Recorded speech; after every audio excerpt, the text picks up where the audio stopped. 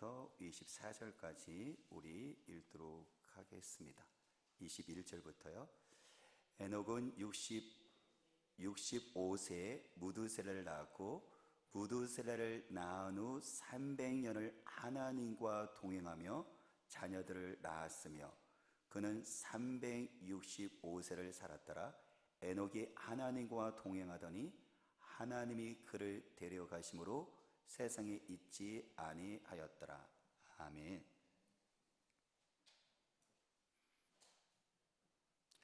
주님과 동행하는 사람, 이런 말씀을 정말 같이 함께 나누기를 원하는데요. 저와 여러분들이 주님과 동행하기를 원하는데 이 말씀을 저는 설교 말씀하고 같이 연결을 시켜서 말씀을 전하기를 원하거든요. 설교 주일날 오전에 선포되는 설교 말씀과 그리고 이것이 내가 일생을 주님과 같이 함께 살아가는 삶하고 연결시켜지기를 원하는데요. 왜냐하면 이것은 특별하게 어떤 시간을 떼내는 것이 아니라 매주마다 우리가 주일날 설교를 듣잖아요. 그러니까는 그 설교를 가지고 말씀을 가지고 에녹과 같이 일생 동안 내가 동행하는 삶을 어떻게 살아낼 수 있을까에 대한 그 부분을 같이 함께 하나님 말씀을 나누고 싶어요. 근데 그럼 제가 여러분들에게 먼저 질문하고 싶은데요. 이 질문에 여러분들은 답을 거의 못할 거예요. 어려운 질문 아닌데 정말 쉬운 질문인데 우리가 답을 못해요. 제가 질문을 해볼게요. 두 가지 질문을 해보겠습니다. 지난주 주일 오전 설교 내용이 뭔지 기억하세요? 네, 우리 기억 못해요. 그러면 제가 더 쉽게 질문해 볼까요? 지난주 주일 오전 설교 본문과 제목을 기억하시나요? 네, 우리는 기억 못해요. 근데 안심하세요. 우리만 기억 못하는 게 아니라 다른 교회 분들도 한국 교회 대부분이 다 기억 못하니까요. 어떻게 보면 이것이 슬프다는 표현보다는 안타까운 우리 한국 교회와 우리 교회의 우리들의 현실의 모습이기도 해요. 분명히 우리는 예배 그리고 말씀을 중요하게 여기는데 근데 설교 말씀이 생각나지 않고 내용이 뭔지를 몰라요. 그 얘기는 뭐냐면은 그러면 여러분이 이렇게 반문할 수 있겠죠. 목사님, 일주일 거를 어떻게 기억해요? 목사님이 일주일 걸 기억합니까? 부를 수 있어요. 그러면 제가 다시 한번 여러분들에게 도전을 드릴게요. 나가실 때 문을 나가는 순간에 여러분들 설교 제목과 그리고 본문 말씀을 기억하는지를 제가 물어볼게요. 그런데요, 설교하고는 저도 너무 죄송해요. 저도 이게 계속 있다는 것이 아니라 1년에 한 번, 두 번. 네, 저는 설교자니까요. 제가 설교를 해놓고 나가다가 내가 오늘 무슨 설교했지? 본문이 뭐지? 저도 기억 못할 때가 있거든요. 근데 여러분들이 그러면 나갈 때 제가 막 이렇게 저 앞에서 인사하다가 오늘 설교 제목이 뭐예요? 설교 본문이 어디예요? 설교 내용이 뭐예요? 물어본다면 여러분들은 아마 오늘 못 나갔을 수도 있을 것 같아요. 근데 이것은 어떻게 보면 안타까운 거죠. 매주마다 우리가 예배드리고 설교 말씀을 드려서 중요하다고 듣고 있는데 이게 듣기는 듣지만 기억을 거의 하지 않고 다 반납하고 나가니까요. 그러면 설교 말씀을 우리가 듣는 것도 중요하지만 이것을 기억하는 것이 중요하잖아요. 두 가지 방법이 있어요. 하나는 뭐냐면 다시 듣기를 하셔야 돼요. 뭐 한다고요? 우리도 여러분들 보면 강의 중요한 거 있으면 여러분들 그거 몇 번 반복해서 듣잖아요. 다시 듣기를 하시는 것과 또 하나 뭐냐면 적고 그거를 복습하는 거죠. 다시 듣기를 하시는 분들을 종종 제가 발견을 해요. 송영 집사님이 가끔 가다가 저한테 이렇게 문자나 전화도 오면 목사님 출근할 때 퇴근할 때 설교 파일을 가지고 이렇게 출퇴근 시간을 이용해서 설교를 들어요. 그리고 여기 앞에 회원자매가 앉아있지만 회원자매 같은 경우는 유달산을 이렇게 운동을 하면서 녹음 파일을 가지고 설교 파일을 가지고 그거를 계속해서 들으세요. 그리고 또 김재신 권사님도 저기 계시지만 김재신 권사님 같은 경우는 화요일날 목포 극동방송에서 우리 주일 오전 설교가 다시 30분으로 편집돼서 나가잖아요. 그럼 김재신 권사님이 이제 그 극동방송 30분 설교를 다시 듣기를 하세요. 그렇죠. 이렇게 다시 듣기를 하게 되어지면 잊어버렸던 것들이 다시 기억나는 거예요. 내가 받았던 은혜가 감동이 다시 살아나고 또 깨달은 말씀이 다시 살아나고 또 그 말씀을 가지고 하나님 앞에서 나를 돌아보는 시간을 갖게 되어지는 거죠. 또 한 가지 방법은 우리가 적는 거죠.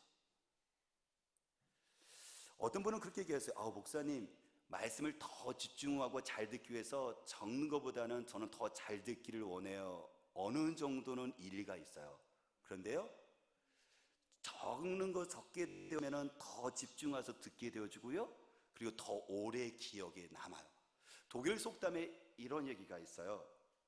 기억력이 좋은 머리보다 무딘 연필이 더 낫다. 기억력이 좋은 머리보다도 무딘 연필이 낫다는 것은 뭐냐면은, 그것은 적었을 때 기억이 더 오래 남는다는 걸 이야기하는 거죠. 그러니까 속담은 생활의 지혜를 얘기하는 거잖아요. 맞아요. 이렇게 듣기를 반복하거나 우리가 적게 되어지면 우리가 나가는 순간에 다 반납했지만은 이게 다시 기억나면서 은혜를 다시 새길 수가 있게 되어집니다. 우리 자녀들에게 공부가 자녀들이 잘하기를 원하잖아요. 근데 우리는 그 방법을 알아요. 정말 단순하고 간단하지만 이게 사실 잘 안 돼요. 공부를 잘하는 방법은 여러 방법이 있는데 우리가 알고 있고 아이들도 알고 있는 간단한 사실이 있어요. 선생님의 말씀을 잘 듣는 거예요. 그리고 그 말씀을 내가 메모를 하고 노트를 하고 집에 가서 다시 복습을 하는 것. 이 두 가지를 잘하는 사람은 다른 학생들보다도 공부를 잘하고 성적이 올라갈 가능성이 정말 높은 거죠. 다른 말로 얘기한다면은 수업 시간에 선생님의 말씀을 잘 듣질 않아요. 그리고 그것을 메모를 노트 필기를 잘하지 못하고 다른 사람 노트를 이제 시험 기간에 빌리게 되어지고, 그다음에 그것을 복습하지 않게 된다면 잊어버리니까 성적이 오르지도 못할 뿐만 아니라 또 어떻게 하죠? 이게 낮은 점수가 계속해서 반복되어지는 거죠. 신앙 성적도 비슷해요. 신앙이라는 것도요, 신앙 성적을 높이기 위해서는 여러 가지 방법이 있지만 특히 매주마다 드려진 이 설교 말씀에 대해서 여러분, 저와 여러분들이 잘 듣고 있는지, 선생님 말씀을 잘 들은 것처럼 메신저에 듣는 수준 하나님의 말씀을 우리가 잘 들어야 되거든요. 그럴 뿐만 아니라 잊어버리니까 그것을 노트에 내가 메모를 해서 그거를 복습했었을 때 그 사람은 다른 사람보다도 신앙 성적이 높아질 가능성이 높고, 그리고 신앙생활을 잘할 가능성이 정말 많아요. 다시 말하면 우리가 신앙 성적이 낮다는 것은 이것을 이렇게 얘기하면 되는 것이죠. 그렇죠? 우리가 설교 시간에 잘 듣질 않아요. 우리 학생들도요, 3년 중학교, 초등학교 6년, 중학교 3년, 그리고 고등학교 3년 오랫동안 공부를 했어도 이게 성적이 잘 오르지 않죠. 그렇죠? 저 같은 경우도 영어하고 수학은 성적이 극과 극이에요. 수학은 정말 싫었거든요. 지옥 같았어요. 그래서 지옥은 이런 거구나 라는 것을 간접 경험을 했죠. 근데 천국은 저는 영어를 좋아했어요. 그래서 영어 공부 시간에는 정말 행복했거든요. 근데 그것은 저에게 뭐냐면, 저에게 이것은 복습의 차이가 있었어요. 우리 부모님들이 약간 착각하는 것이 있는데, 아이들을 학원에 보면 아이들이 영어 공부와 수학 성적이 올라갈 거라 생각하잖아요. 안 해요? 선생님이 풀어준 수학 문제를 풀어준다 할지라도 그건 선생님이 푼 거지 내가 복습해서 내가 풀어야 돼요. 그리고 영어 단어도 선생님이 설명한다 할지라도 해석을 해준다 할지라도 내가 영어 단어를 외우고 복습하고 내가 해야 되는 거예요. 내가 하는 그 학습이 없다면 그건 어떻게 하죠? 성적이 잘 오르지 않아요. 저는 중학교 때부터 사실 부모님이 교육에 대한 열의가 있으셔갖고 개인 과외를 시키셨어요. 그때 옛날에 시골 때 대학교 다니는 학생을 집에 들여서 밥 해주고 방 한 채를 준 거죠. 그리고 저를 이렇게 일대로 공부시킨 거예요. 영어 수학을요. 저는 정말 이해가 잘 됐거든요. 선생님이 수학을 풀어주면 끄떡끄떡했어요. 그런데 제가 안 푸니까요, 성적이 올라오질 않아요. 근데 영어는 제가 복습을 했거든요. 단어 외우고 문장 외우고요. 그러니까 이게 실력이 쌓여지니까 이게 영어를 좋아하게 됐거든요.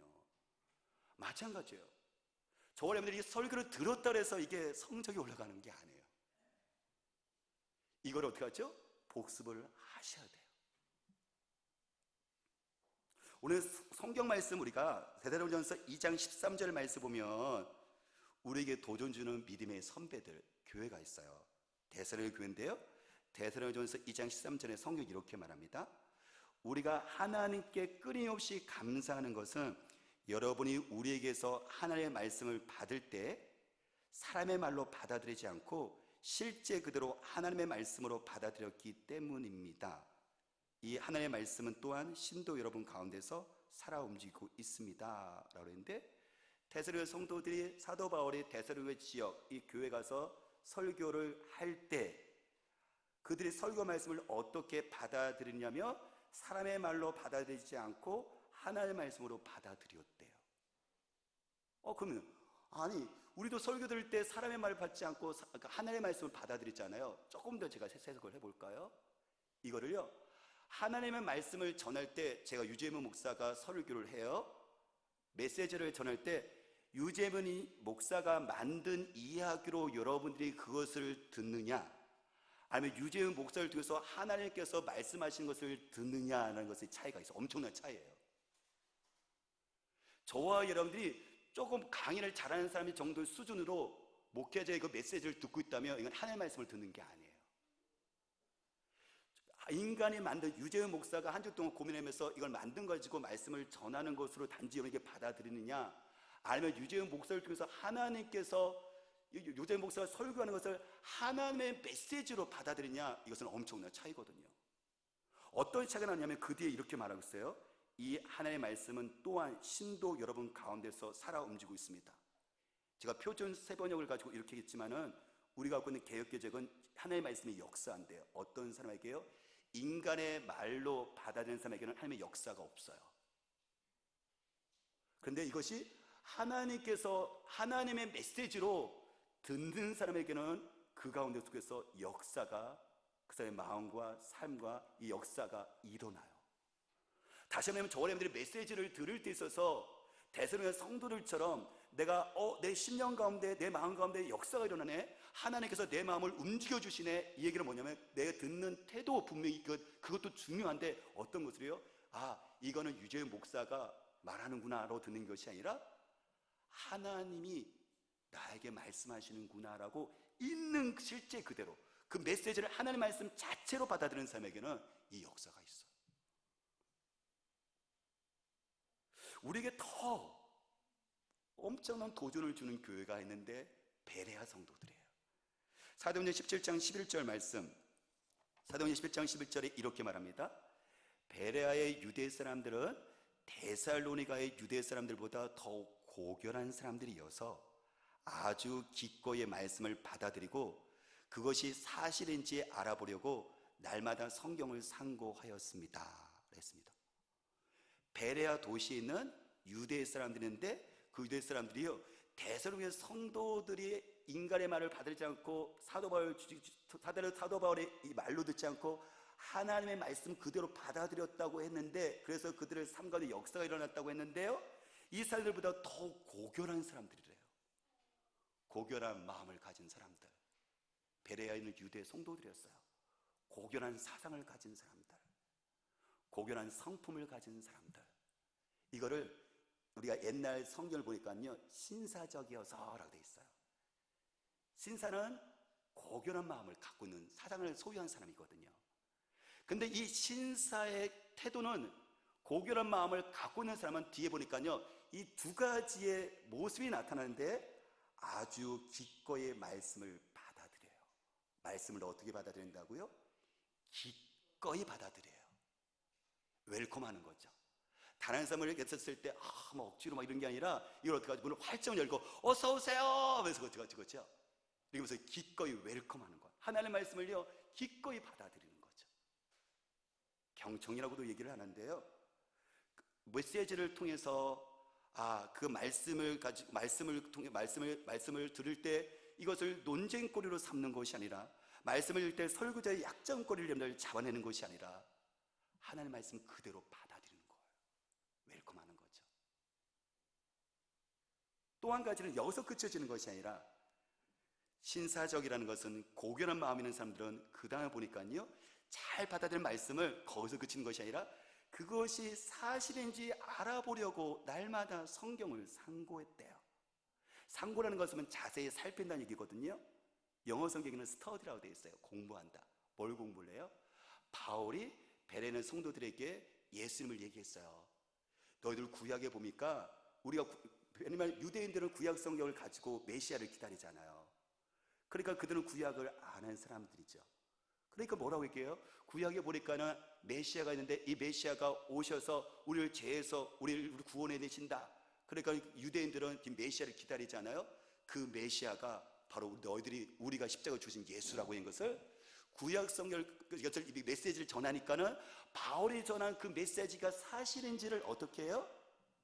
구약 성경을 펴놓고 그걸 확인하는 거예요. 근데 그 얘기는 뭐냐면 그들은요 그 메시지를 가지고 잘 받아들였지만 집에 가서 어떻게 하는 거예요? 성경을 펴놓고 복습했다는 거예요. 이 말씀을 다시 한번 돌아봤다는 거예요. 되새겨봤다는 거예요. 이렇게 하나님의 말씀을 잘 받을 뿐만 아니라 복습했던 베레아 성도들 같은 경우는 정말 칭찬을 받는 거죠. 신앙 성적의 우등성이 될 수가 있는 겁니다. 저는 다시 여러분과 오늘 우리가 하나님과 동행하는 것에 대해서 이야기를 했었는데요. 오늘 성경에 보니까는 그 예미가 나와요. 누가 동행했다고요? 에녹이라는 우리의 선배가 누구와 동행했어요? 하나님과 동행했대요. 몇 년간요? 300년간요. 동행이라는 것은 무엇일까요? 걷는 거죠. 근데 혼자 걷는 것이 아니라 옆에 같이 걷는 거예요. 근데 그 사람이 내가 좋아하는, 나를 사랑하고 나도 내가 그 사람을 좋아하는 사람과 동행한다면 그러면 그 가는 길이 어떨까요? 지루할까요? 힘들까요? 아니요. 내가 좋아하는 사람과 길을 걷게 되어지면 그 길이 먼 길이 아니라 즐거운 길이 돼요. 그러니까 에녹은 하나님 나라 가는 거는 그 하나님 나라 가는 그 길을 그 인생길 속에서 어떻게 살았던 거예요? 하나님과 동행했다고 이야기를 하고 있어요. 그러니까 그 인생길 속에서 그는 즐길 수가 있었어요. 저는 이것을 설교하면서 저는 엄청난 도전이거든요. 그래, 사랑하는 하나님과 동행하면 그것이 신앙생활이 고달픈 면도 있지만 그것을 뛰어넘어서 행복할 수가 있는데, 내 삶이 행복할 수가 있는데 나의 삶과 속에서 너무 힘들어하고 있고, 이렇게 한다는 것은 나의 삶 가운데 메신저지만 너무 부끄럽게도 하나님과 동행하는 삶의 부족한 모습이 아닐까라고 저는 말씀을 통해서 돌아보거든요. 여러분들은 어떠세요? 신앙생활이 행복하신가요? 신앙생활이 즐거우신가요? 그런데 하나님과 동행하는 사람은 그 신앙생활이 힘든 것도 있지만 이게 보면은 즐거움이 반드시 있어요. 행복합니다. 찬송가 430장 우리 같이 함께 볼까요? 찬송가 430장 한번 잠깐 펴볼게요. 찬송가 430장.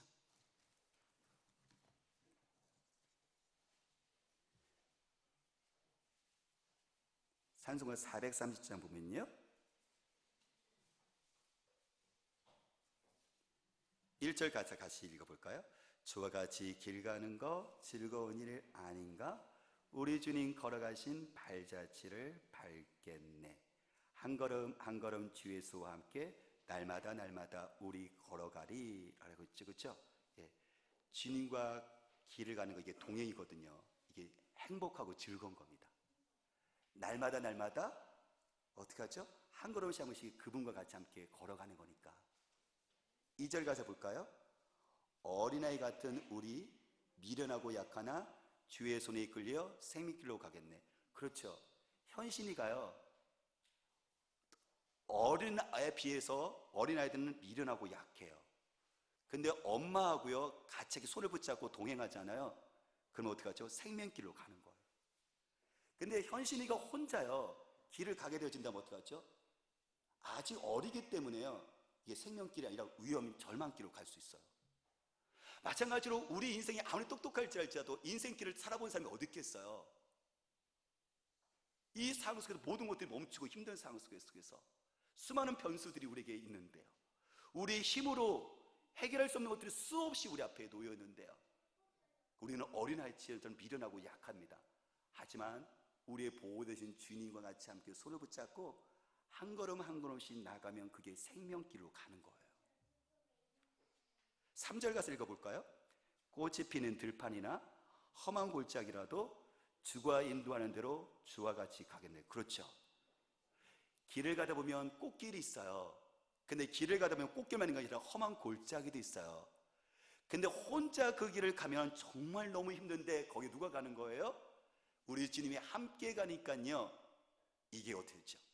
그 길을 한 걸음씩 한 걸음씩 가다 보면은 그 골짜기를 넘어갈 수가 있는 거예요. 그래서 시편 23편에 말씀하시죠. 내가 사망의 음침한 골짜기로 걸을지라도 해를 두려워하지 않을 것은 주께서 나와 함께 하시며. 이건 목자와 양의 관계를 얘기하는 거거든요. 양들은 목자를 따라가요. 그 때문에 골짜기로 간다 할지라도 양은 그 위험을, 목자는 아니까는 양들을 어떻게 하죠? 그 골짜기를 벗어나서 초장과 맑은 시나 인도하도록 목자가 가는 길 속에서 양들은 따라가거든요. 이게 동행이에요. 4절 오늘 본문에 나오죠? 읽어볼까요? 옛 선지자 에녹같이 우리들도 천국에 들려 올라갈 때까지 주와 같이 함께. 에녹은 하늘 갈 때까지 혼자 그 길을 걷는 것이 아니라 목자신 주님과 같이 함께, 참 부모 되신 우리 주님과 같이 함께 손을 잡고 그 길을 갑니다. 그러니까 주와 같이 길 가는 거 즐거운 것이 될 수가 있는 거예요. 다시 말하면 제가 설교해서 부끄러움을 고백했지만 이 인생길 중에 수많은 왜 골짜기가 없겠어요? 근데 그 골짜기를 혼자 걷는다고 생각하고 혼자 힘으로 가는 거죠. 그러니까 너무 고달프고 힘든 거예요. 근데 거기에 누가 계신 거예요? 선한 목자 되신 주님이 계신데, 저와 여러분들이 주님과 동행하는 것이 얼마나 중요한지를 다시 인식했으면 좋겠습니다. 근데 이것을요, 주일 오전 설교와 같이 함께 연결시키기를 원해요. 올라오고 싶어요. 주님과의 인생을 계속해서 같이 거는 건데, 어떻게 하면 주님과의 인생을 계속 동행하는 삶을 살 수 있을까? 이 부분을 우리가 주일 오전 설교 매주마다 드리니까, 그래서 우리가 아까 장로도 그렇게 얘기했었잖아요. 한 주간을 살아갈 때 이 말씀이 나에게 힘이 되는 말씀 되게 해주세요. 이 말씀 됐죠, 그렇죠? 그 기도했던 제목대로 이 말씀을 가지고 내가 한 주를 살아가고, 또 다음 주 말씀을 가지고 또 한 주 살아가고, 한 달 살아가고, 1년 살아가고 하면 어떻게 되면 이게 에녹처럼 주님과 같이 함께 주님 나라 갈 때까지 동행하는 삶을 살게 되어주는 거죠. 저는 여러분과의 저희 삶, 우리들의 삶과 속에서 이렇게 주님과 같이 동행하는 그 삶, 설교 말씀을 가지고 하나님의 메시지를 가지고 주님과 동행하는 삶을 살 수 있는 우리가 되시기를 주님으로 축복합니다. 그러면 어떻게 에녹처럼 주님 말씀을 가지고 우리가 살아갈 수가, 동행할 수 있을까요? 4가지의 단계가 있는데, 우리 보면요, 계단 올라갈 때도 1계단, 2계단, 3계단, 4계단이 올라가잖아요. 그러면 주일 설교를, 오전 설교를 가지고 주님과 동행하는 그 계단 4단계를 같이 이야기하고 싶은데요, 제가 간단하게 이야기를 볼게요. 여러분이 기억했으면 좋겠어요. 첫 번째는 뭐냐면은 기도하는 거예요. 뭐 한다고요? 여러분들이 앉기 전에 여러분들이 설교 말씀을 위해서, 설교자를 위해서 기도하셔야 돼요. 좀 이따 저 설명할게요. 첫 번째는 성령님께 기도한다. 두 번째 뭐라고요? 간단하게 적는다. 그리고 세 번째는요, 적은 말씀을 가지고 내가 정리한다. 그리고 네 번째 뭐냐면 이 정리된 말씀을 가지고서 나에게 은혜가 되는 그것을 하나만 한 줄로 문장을 만들어서 틈나는 대로 기도한다. 제가 다시 해볼게요. 자, 첫 번째 뭐라고요? 성령님께 기도한다. 설교를 위해서 기도한다. 두 번째요, 간단하게 메모를 한다. 세 번째요, 매번 말씀을 가지고 집에 가서 정리, 복습을 한다. 네 번째가 뭐예요? 거기서 은혜가 되었던 거 아무거나 상관없어요. 한 줄 문장으로 만들어 갖고 그거를 한 주간 살아가면서 틈나는 대로 하나님과 대화를 한다, 이거예요. 첫 번째 단계 볼까요? 계단 하나로 올라가 볼게요. 설교 말씀을 듣기 전에 성령님께 기도를 해서 도움을 청하는 거예요. 저는 재수를 해봐서 이 저자가 직강하는 것이 얼마나 중요한지를 알아요. 제가 서울에 본 노량진이 공무원뿐만 아니라 대학교 가는 사람들이 다 몰려있는 데가 노량진이에요, 서울. 그래서 학원생들이 한 달 전에 미리 다음 학생들 그것을 수강하려고요, 엄청 줄 서거든요. 인기 강사의 그 강의를 들으려고요. 근데 거기다 꼭 붙어있는 내용이 있어요. 저자 직강. 이 책을 쓴 저자가 직접 강의를 한다는 거예요. 그러면요, 훨씬 그냥 다른 사람의 쓴 책을 갖다가 놓은 것보다도 직접 자기가 그것을 가르치면서 그것을 알았기 때문에 직접 저자가 책을 만들어가고 강의를 했을 때는요, 이게 훨씬 더 이해가 되고 이게 더 점수를 잘 받을 가능성이 있어요. 저자 직강이 되게 중요해요. 그러면 성경의 저자는 누구일까요? 성령님이에요. 성경을 지으신 분은 성령님이에요. 그때 목회자가 말씀을 전하지만, 그래서 목회자가 말씀을 여러분들 뭘 기록했을 때도 성령께서 믿음의 선배들을 함께해서 죽으셨고, 뿐만 아니라 번역할 때도 성령님께서 도우셔서 번역하게 하셨고, 제가 말씀을 준비할 때도 성령께서 지혜를 주시고 이 말씀이 뭔지 깨닫게 하시고 주셨고, 그 말씀을 듣는 여러분들도 성령께서 저자시니까 그분께서 깨닫게 달라고 여러분들이 어떻게 하죠? 도움을 청하시는 거죠. 이게 엄청 중요해요. 이게 내가 예배 전에 와서 아니면 설교 듣기 전에 저자이신 성령님, 하나님 말씀을 제가 잘 들을 수 있도록 도와주세요 기도하는 것과 듣지 않는 것은 엄청난 차이입니다. 그래서 여러분들이 기도하는 거죠. 하나님, 제가 하나님 말씀을 들을 때 내 판단과 내 지혜를 내려놓게 하시고 하나님 있는 말씀 그대로 메시지를 들을 수 있도록 겸손한 마음을 주십시오라고요. 그리고 메신저인 저를 위해서도 마찬가지예요. 목회자가 말씀을 전할 때 인간의 말을 전하지 않게 하시고 하나님 말씀 그대로 잘 전하게 하시고, 뿐만 아니라 전할 때도 지식만 의지하는 것이 아니라 성령님을 통해서 말씀을 전하게 해주세요. 이 검술 말씀을 목회자를 위해서도 기도해 주셔야 돼요. 동시에 우리 밑에서 누가 예배를 드리고 있어요? 여러분들의 자녀들이 예배를 듣고 메시지를 듣고 있거든요. 그러면 성령님, 우리 아이들이 자녀들이 예배를 드리고 있는데 말씀을 통해서 창조주 하나님을 만나게 해주세요. 성령님, 말씀을 통해서 우리 아이들이 예수가 그리스도인 것을, 구원자인 것을 만나게 해주세요. 우리 아이들이 불안하고 있지만 그 말씀을 통해서 하나님의 꿈을 보게 하시고 인도하심을 보게 해주세요. 눈을 열어주세요라고 부모가 여기서 기도했을 때하고 했을 때 분명히 차이가 있을 거예요. 왜요? 우리 그 진정성 했을 때 우리 느껴지잖아요. 감동되잖아요. 마찬가지로 성령님께 도움을 구하는 것과 여러분들 내 자신의 힘으로 듣겠다는 것은 분명히 차이가 있는 거죠. 그래서 1단계 첫 번째 계단은 뭐예요? 저와 여러분들이 말씀을 들을 때 내 자신과 설교자와 자녀를 위해서 기도로 도움을 청하는 거예요. 두 번째는 아까 뭐라 그랬었죠? 우리 계단 하나 더 올라가 볼게요.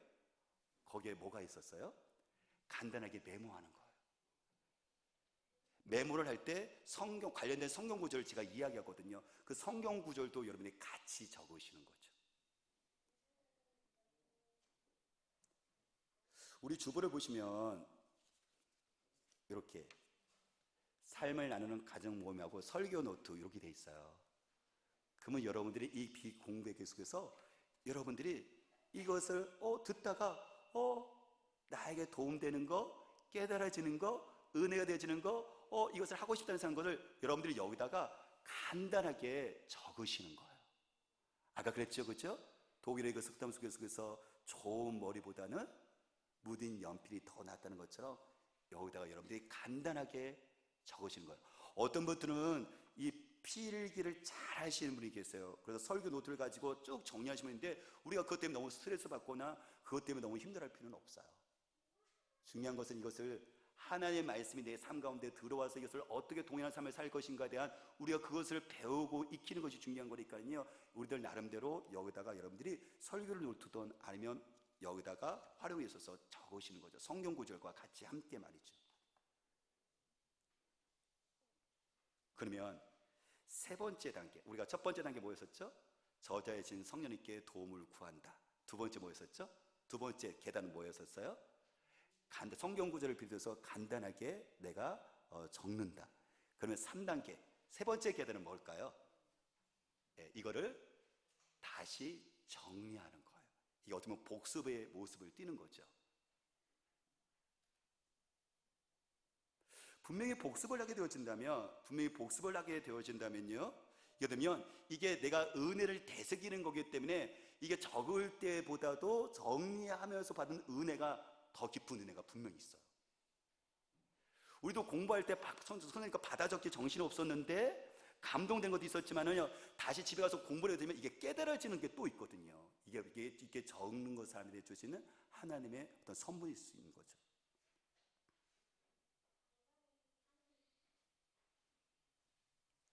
아까 얘기했던 것처럼 저는 여러분들이 집으로 돌아가면서 차 안에서 부부가 서로 말씀을 나눴으면 좋겠어요.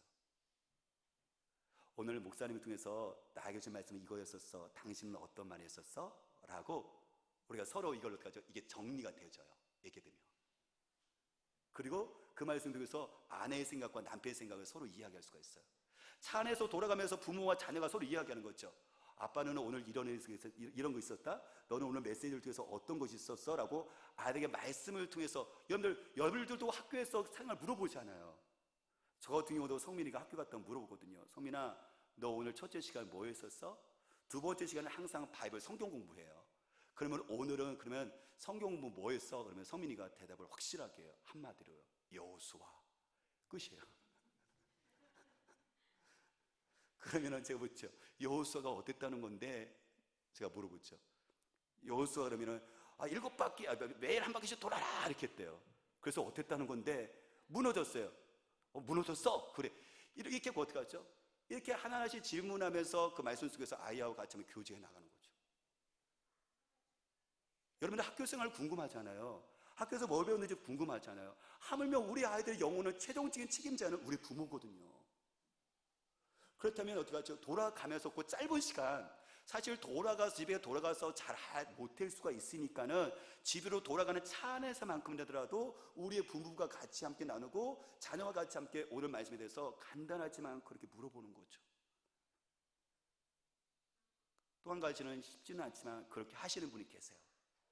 제 주변에도 있고 우리 교회도 있어요. 이거를 일주일에 한 번씩 가정 예배를 드리더라고요. 말씀을 가지고 아빠는 이랬고 엄마는 이랬고 너는 어땠어 하고 해서 찬송하고 뭐 사도신경하고 이렇게 형식을 띌 수도 있지만 꼭 형식을 띌 필요는 없다고 저는 생각하거든요. 말씀을 보면서 아빠 엄마 은혜 나누고 아이들 은혜 나누고 다시 기도 제목 나누면 이게 가정 예배가 되는 거잖아요. 여러분들 이렇게 주일 설교 오전 설교를 활용할 수가 있죠. 이건 성도들과 나눔도 마찬가지예요. 주중에 메시지, 목회자가 주신 메시지를 가지고 성도들과 같이 함께 이렇게 말씀으로 같이 교제할 수가 있고, 특히 주일을 우리가 코로나 때문에 식사를 못하고 있지만은 식사할 때 우리 가족들이 같이 모여갖고 여러 가지 이야기할 수가 있지만 또 말씀 주신 그 말씀을 가지고 나눈다면 개인도 그렇고 교회도 더 풍성할 수가 있게 되어질 수 있겠죠. 자, 마지막 네 번째가 뭘까요? 하나님의 말씀을 가지고 주님과 동행하는 그 삶, 이거에 대해서 우리가 지금 계속 이야기하고 있는데요. 첫 번째가 뭐였었죠? 네, 성령님께 도움 청하기. 두 번째는요? 네, 간단하게 성경 구절과 같이 함께 메모하기. 세 번째 계단은 뭐였었어요? 네, 집에 가든지 아니면 집에 가든지 이걸 정리하고 복습하기. 그렇죠? 그럼 네 번째가 제일 중요한데요. 네 번째는 뭐냐면은 이거를요, 많은 것들이 적은 게 있을 거예요. 3-4가지 있고 5-4가지 적을 있을 거예요. 근데 그 중에 하나를 내가 한 문장으로 만드는 거예요. 문장을 만들어서 틈나는 대로 내가 기도하는 건데요. 그러면 이 말씀이 내 마음에 점점점 뿌리를 더 깊이 내리게 만드는 거예요. 월요일날 제가 목포 극동방송에서 사랑의 뜨난 방송을 하거든요. 신동희 PD님하고요. 9시부터 9시 45분 이렇게 하는데요.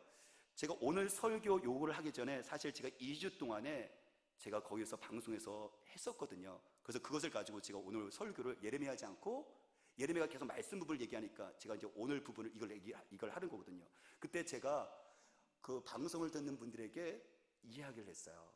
여러분, 이번 주와 다음 주에 설교 말씀을 가지고 기도하는 그 삶에 대해서 이야기할 건데, 여러분들이 담임 목사님의 그 설교 말씀을 듣고 댓글과 문자를 그냥 받은 거 은혜 한 문장으로 그냥 올려주세요 그랬거든요. 근데 잘 못하시더라고요. 그 익숙하지 않다는 거예요. 저도 충분히 이해됐거든요. 이게 익숙하지 않아요. 아까 말한 것처럼 듣고 그냥 다 반납하고 가는데 이게 우리가 잘 안 되죠. 근데 그 중에 몇몇 분들은 그것을 하셔서 도움을 주신 분이 계세요. 한 분은 이렇게 거기다가 댓글을 다셨어요. 모든 사람과 화평하게 하소서. 특히 가정에서 화평하기를 원합니다. 이렇게요. 이게 한 문장이에요. 아마 목사님이 이렇게 여러 설교가 있었을 거예요. 그죠? 근데 그분은 이거를 듣고 한 문장으로요, 모든 사람과 화평하기를 원합니다. 가정에서 화평하기를 원해요. 이걸 한 줄을 만드신 거예요. 또 어떤 분은 이렇게 보내주셨어요. 주의 말씀이 나의 기도가 되고 나의 노래가 되고 나의 삶이 되게 하소서라는 거죠. 하나님의 말씀이 나의 삶이 되게 해주세요 라고 한 문장으로 만들어서 틈나는 대로 갈 때, 올 때, 밥 먹을 때, 화장실 갈 때, 잠잘 때, 그리고 일어날 때, 이걸 날마다 하나님의 말씀을 반복함으로 말미암아 우리 주님과 같이 함께 동행하는 삶을 연습을 하는 거죠. 왜요? 양은 목자의 음성을 듣고 따라가거든요. 양은 앞길이 안 보여요. 그때 목자가 이 이야기를 하면 그 음성을 듣고 양은 한 걸음씩 따라가거든요. 마찬가지로 일주일의 그 상관 속에서 우리가 얼마나 벅차고 힘들어요. 그죠? 근데 말 것처럼 우리가 교회 밖에서도 더 많은 그 삶을, 그 일상의 그 삶을 우리 주님과 동행했었을 때 오는 그 즐거움을 우리가 경험을 해야 되는 사람들인데, 그러면 우리가 생각했을 때 어린아이가 부모님이 같이 함께 할 수 있는 동행의 그 길이 있는데 아이가 혼자 그렇게 갔었는다면 우리 부모들의 마음이 어떻겠어요? 하나님 마음도 그런 마음이라고 생각해요. 충분히 주님과 동행하면서 우리가 그 길을 생명길로 갈 수가 있는데, 혼자 양은 제 길로, 살 길하고 제 길로 간다면 사실 그 길은 제 갈 길로 가는 것은 이게 그릇된 길이거든요. 제가 여러분들에게 묻습니다. 여러분들은 오늘 말씀을 들었어요? 그러면 여러분들은 이제 적었어요? 성경 구절 같이 함께. 그러면 여러분들 그 중에서 이거를 한 문장으로 여러분들이 그것을 만든다면 어떤 내용을 만들고 싶으세요?